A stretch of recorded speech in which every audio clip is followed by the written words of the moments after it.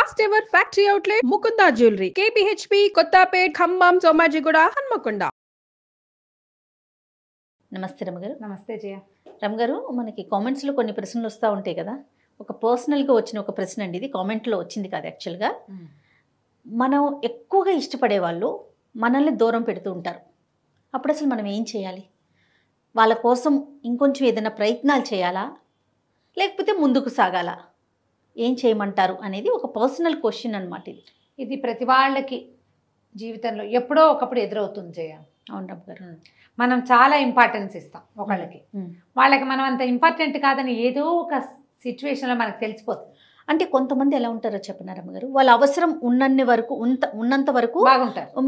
మనం చాలా ఇంపార్టెంట్ అనేది క్రియేట్ చేసుకుంటారు. ఎప్పుడైతే వీళ్ళతో మనకు అవసరం లేదు అని థాట్ వస్తుందో మొహం కూడా చూడరు, మొహం కూడా చూడకుండా అయిపోతారు.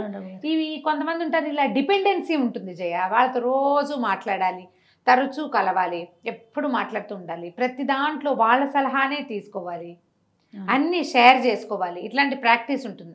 ఇది ఫ్రెండ్స్లో జనరల్గా, కో సిస్టర్స్, వదిన ఆడపడుచులు, తర్వాత అక్క చెల్లెళ్ళు, అన్న చెల్లెళ్ళు, అక్క తమ్ముళ్ళల్లో ఇది బాగా కనపడుతుంది. వాళ్ళు ఎంత ఎమోషనల్గా అటాచ్ అయిపోయి ఉంటారో వాళ్ళకి. అవును. ఇది ఊరికే జనరల్ కజిన్స్లో కూడా ఉంటుంది. ఒకళ్ళతోటి ఇప్పుడు 5-6 ఉన్నాం, మనం 10 మంది ఉన్నాం, మనకు ఒకళ్ళతోటి చాలా క్లోజ్ రిలేషన్ ఉంటుంది. అవును అవును. వీళ్ళకి అంటే కొంతమంది జనరల్గా పీపుల్ ఏం చేస్తాము జయ, మనం మామూలుగా ఇప్పుడు మనం ఎవరితో మాట్లాడుతున్నామో వాళ్ళే మనకి ఇంపార్టెంట్ అనే భావంతో మనం మాట్లాడుతూ ఉంటాం. అంతే. సిచ్యువేషనల్లీ ఒక్కొక్కళ్ళు అటాచ్ అయిపోతారు, వదిలిపెట్టలేకపోతారు. ఇప్పుడు ఇది భార్యాభర్తల్లో అనుకో జయ, అమ్మో అది చాలా కష్టం. అవన్నీ డివోర్స్కి దారి తీస్తాయి. ఆ డివోర్సుల్లో కూడా ఆడవాళ్ళు డిప్రెషన్కి లోనయ్యి ఆ వదిలిపెట్టలేక వాళ్ళతో ఎమోషనల్ అటాచ్మెంట్ని కట్ చేసుకోలేక ఏడుస్తూ ఉంటారు. మగవాళ్ళు ఏడ్చేవాళ్ళు ఉన్నారు. మగవాళ్ళు కూడా వాళ్ళతో ఎమోషనల్ అటాచ్మెంట్ని వదిలిపెట్టుకోలేరు. వైఫే సర్వస్వం అనుకుంటారు. ఎన్ని గొడవలు వచ్చినా అమ్మాయితో కలిసి ఉండాల్సిందేను, అది లేకపోతే కుదరదు అనుకుంటారు. అవునండి. ఇది ఒక బాధ. అయితే ఈ జనరల్ మిగిలిన సంబంధాలు ఉన్నాయి చూడు, మిగిలిన అన్ని రకాల రిలేషన్స్లో వీళ్ళు హర్ట్ అయిపోతారు జయ. హర్ట్ అయిపోయి ప్రపంచాన్ని నమ్మలేకుండా అయిపోతారు. కొంతమంది ఎవరితోటైనా క్లోజ్ అయితే అమ్మో వీళ్ళు చేజారిపోతారేమో అనిపించేస్తుంది. అవును. ఆత్మనిర్భరత అనేది ఒక పాయింట్ ఒకటి ఉంటుంది. ఈ ఇమోషనల్ అటాచ్మెంట్ ఉండే వాళ్ళకి అసలు ఆ పాయింట్ అర్థం కాదు. మన మీద మనం డిపెండ్ అవ్వటం, దేవుడి మీద డిపెండ్ అవ్వటం. బంధాలని తెంచుకోక్కర్లేదు, కానీ వాళ్ళు వద్దు అన్నప్పుడు ఎందుకు వెంపర్లాడటం అనిపిస్తుంది. నా పర్సనల్గా కూడా నాకు కూడా అది అనిపిస్తుంది. ఇప్పుడు ఏం చేస్తాం మనం, వాళ్ళు చాలా విలువ ఇచ్చాం మనం వాళ్ళకి. ఒక సిచ్యువేషన్ మనం ఒక కజిన్స్లో చెప్పుకుందాం. వీళ్ళిద్దరూ ఎంతసేపు విషయాలు షేర్ చేసుకుంటారు. సడన్గా ఒక అమ్మాయికి తెలుస్తుంది తన విషయం ఎలాగో బయటకు వచ్చింది అని. ఎవరి ద్వారా వచ్చింది సోర్సు? తను ఎవరైతే క్లోజ్ అని భావిస్తున్నారో ఆ అమ్మాయి ద్వారానే వచ్చింది. అడగలేరు, ఊరుకోలేరు. అవును. క్రమంగా దాని మీద దృష్టి పెట్టేసరికి అర్థమవుతుంది తనలాగానే తన కజిన్కి ఇంకా చాలామంది క్లోజ్ ఉన్నారని. తనకు ఒకటే క్లోజు, ఈ క్లోజ్కి బోల్డన్ని క్లోజులు ఉన్నాయి. ఆ అమ్మాయి ఎక్కడో చోట ఫ్రీగా మాట్లాడుతుంది. అవును. ఆ మాటలు బయటికి 5-6 చోట్లకి తిరిగి నీకు అంత క్లోజ్ కాని వాళ్ళ దగ్గర నుంచి నీ దగ్గరకు వస్తుంది. నువ్వు హర్ట్ అయిపోతావు. ఇప్పుడు కొంతమందిని వదిలేస్తాం, ఫ్రెండ్స్ని గిన్స్ని వదిలేస్తాం. వీళ్ళతోటి మొహం చూపించకుండా ఉంటే సరిపోతుంది, మాట్లాడడం మానేస్తాం. నువ్వు ఈ రిలేషన్స్ని వదులుకోలేకపోతావు కదా. అంతే కదా, అప్పుడు ఇబ్బంది అవుతుంది. అందుకని ఎవరితోటైనా అలా ఒకళ్ళతోటే అటాచ్డ్గా ఉండటం తగ్గించుకోండి. ఒకవేళ మీరు అలా అటాచ్డ్గా ఉండి హర్ట్ అయితే నేను హర్ట్ అయ్యాను అని ఓపెన్గా చెప్పండి. ఒకసారి మీరు మాట్లాడేస్తే ఆ బరువు తగ్గిపోతుంది. తర్వాత ఏదో కొంచెం క్లోజ్నెస్ ఉంటుంది, ఎక్కువ ఉండదు. అయినా కూడా అవతల వాళ్ళు మీకు లొంగలేదనుకోండి, just leave it and move on. అంతే. జీవితంలో ముందుకెళ్ళాలి. ఇది భార్యాభర్తల విషయంలో కూడా అంతే చేయాలి. అవతల వాళ్ళు నీకు ఏ విలువ ఇవ్వరు, నిన్ను తమకి వద్దంటున్నారు అంటే వాళ్ళ కోసం వెంపర్లాడద్దు. ముందు నీకు నువ్వు టాప్ ప్రయారిటీ అనేది నువ్వు తెలుసుకో. వీళ్ళ కోసం ఆలోచించి డిప్రెషన్స్లోకి వెళ్ళిపోయి, హ్యాబిట్స్లోకి వెళ్ళిపోయి బాధపడి, అంటే రిలేషన్ బట్టి ఉంటుందంటారా? డెఫినెట్. ఇఫ్ ఎనీ రిలేషన్ అంటున్నారా? రిలేషన్ని బట్టి మన అమ్మ నాన్న, మన సొంత అక్క చెల్లి అన్నదమ్ములతోటి వచ్చింది, మాట్లాడేసుకుని దాన్ని అక్కడ సర్దుబాటు చేసుకుని మనమే ఒక అడుగు ముందుకేసి సర్దుబాటు చేసుకోండి. సర్దుబాటు చేసుకోండి. ఎస్ దాని తాలూకు నొప్పి ఉంటుంది, మొదట్లో చాలా బాగా నొప్పిగా ఉంటుంది, క్రమంగా నొప్పి తగ్గుతుంది, ఒక డాటర్లే ఉంటుంది, ఉంచుకోండి, ఏం పర్వాలేదు. అంతే. హ్యూమన్ రిలేషన్స్ ఇలాగే ఉంటాయి, క్రమంగా ఇది బయటకు విస్తరించండి. మన సంబంధాలు బయట ఉంటాయి, మన కజిన్స్ తోటి, ఫ్రెండ్స్ తోటి, రిలేటివ్స్ తోటి, అక్కడి నుంచి ఆఫీస్ కొలీగ్స్ తోటి. అంతే. ఇలాంటప్పుడు వీళ్ళతోటి కూడా కడిగేయండి, తెంచేసేయండి, అంతే. మూవ్ ఆన్ అయిపోండి లైఫ్లో. ఇలా వాళ్ళెవరో నిన్ను హర్ట్ చేశారని నువ్వు హర్ట్ అయిపోయి ఎక్కడ ఏది ఆగదమ్మా దేనికోసము. నువ్వు వద్దన్నా రాత్రి అవుతుంది, వద్దన్నా పగలైపోతుంది, అంతే కదండి. నువ్వు వద్దన్నా రోజులు గడిచిపోతాయి, నువ్వు ఏడుస్తూ దిగులు పడుతూ బాధపడుతూ ఇక్కడే నుంచుంటావు. మనం వద్దు అనుకుని అక్కడే ఆగుతాం. వద్దనుకున్న వాళ్ళు నీతోటి నార్మల్గా ఉంటే వాళ్ళ దారిని వాళ్ళు నడిచి వెళ్ళిపోతూ ఉంటారు, నువ్వెందుకు అక్కడే ఆగిపోవటం?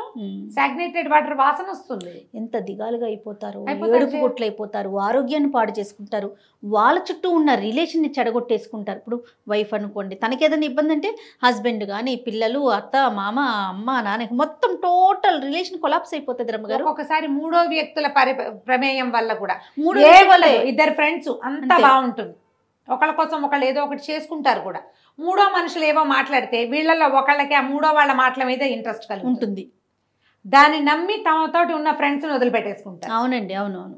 అవి కూడా హార్టింగ్ గానే ఉంటాయి జయ, అసలు ఆ గాయాలు ఎప్పటికీ పోడవు. అసలు నాకైతే ఆ చెప్పే వాళ్ళని ఏం చేసినా పాపం అనిపిస్తుంది. నిజం రమ్మగారు, వాళ్ళకేం రాదు దానివల్ల, మీరు చెడిపోతారు కదా. ఇప్పుడు నేనేమంటానంటే చెప్పేవాళ్ళు 100 చెప్తారమ్మా, వినేవాడు చెప్పమన్నాడు శ్రీపాద సుబ్రహ్మణ్య శాస్త్రి గారి కథ. గుండాలు చెప్పేవాడివి కాదు, వినేవాడి చెవులు కొయ్యాలి ముందు. అంతే. వినేవాళ్ళు సరిగ్గా ఉండాలి.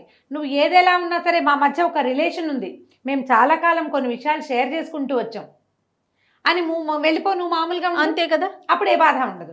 చెయ్యవే నువ్వు అట్లా మరే చెవులు నింపుకుంటావు, ఎందుకంటే నీ లోపల నీకే ఒక అసంతృప్తి అవతల వాళ్ళ పట్ల. ఇప్పుడు మూడో వాళ్ళని మొదటి వాళ్ళని అనకూడదు, మనమే కదా తప్పే కదండి.